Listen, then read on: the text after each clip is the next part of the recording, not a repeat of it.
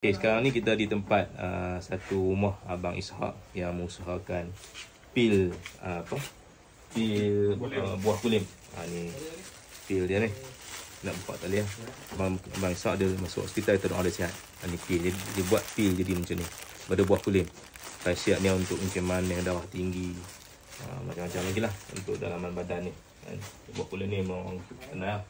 Dia ni yang dia dah keringkan lah. Ni dah keringkan. Ni buah yang dalam kulit nanti kita tunjuk buah dia. Ni akan bentuk macam ni lah. Ni mesin. Ni mesin untuk apa dia perancang nak jadikan sebuk. Ini mesin tengok untuk jadikan pil tadi tu. Ni yang dah jadi sebuk dah.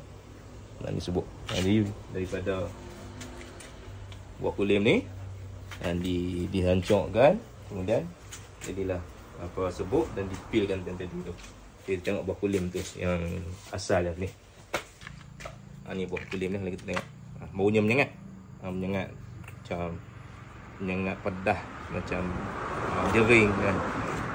Bila ada pecah tu dia akan pecahkan dah jadi macam ni. Kulit ada pecah dalam buah dia ada dalam.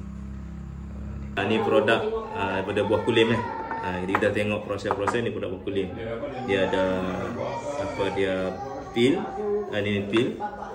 Ni ada pil, kapsul, ni kapsul. Ni ada bentuk pil yang mudah kan. Harga dia RM12 lah. Tapi kalau nak harga dia RM30 kan. Boleh tengok lah. Sebenarnya orang yang dalam TikTok pun dia guna ni juga, ambil sini tapi dia boleh dia orang lah. Selain itu juga ada minyak panas. Minyak panas ni juga ada buah kulim. Ni yang panas kuat lagi ni. Dia dah jual juga ni untuk rebusan. Ada juga serbuk dia, kau nak buat sendiri boleh.